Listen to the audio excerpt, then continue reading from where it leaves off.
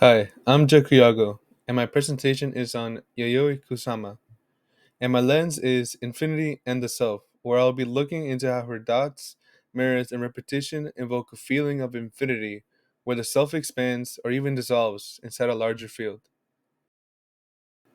Kusama was born in Matsumoto, Japan in 1929.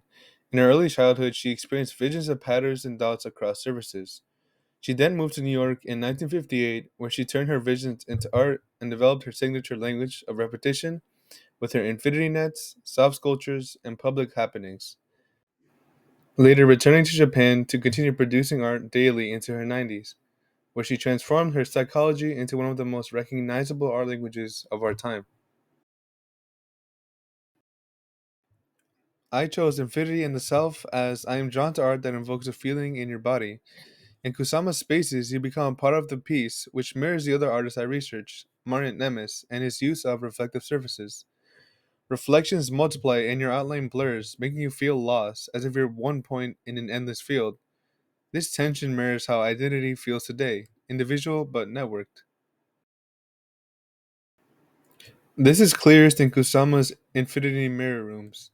Ever since the 1960s, these dark chambers are lined with mirrors punctuated by points of light, which create a sense of limitlessness once you step inside. Your body repeats in every direction. The work asks, where do I end and the universe begin? The materials aren't neutral. The mirrors make infinity visible and the pathways pace your body. The concept itself is built into the construction.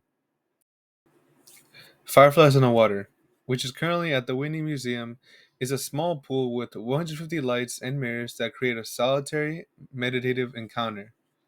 You enter alone. It creates an intimate sensation where you catch flashes of your own reflection. It feels cosmic, as it feels like an invitation to let go of ego and experience limitlessness on a human scale. Another one of her core works is the Narcissus Garden at the 1966 Venice Biennale. This is where Kusama sets out hundreds of stainless steel spheres outdoors where each one reflects a viewer. It quite literally sends you back your own image. It's playful and critical at the same time, as it creates a spectacle but shows how easily we're drawn to our own image. Here, infinity in the self is social, as the many selves in public become the material. Then there's the obliteration room.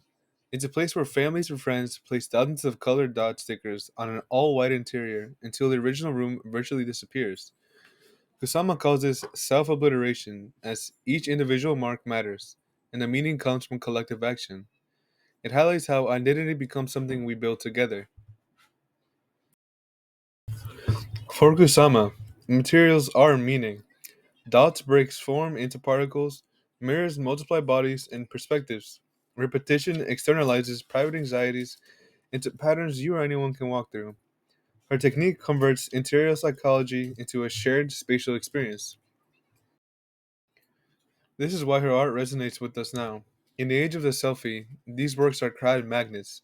But beyond the photo op, it asks a deeper question. Are we all separate selves or a collection of flickers in an infinite shimmering field? That tension explains both her mass appeal and her depth. Thank you for watching, but there are also two questions I want to ask. First, when art uses a mirror to multiply your image, is the goal to make you feel more yourself, less, or a part of something bigger, and why? And also, in a work where visitors cover a white room with dots until the room disappears, who is the author? The artist, the crowd, or the system that the artist designed?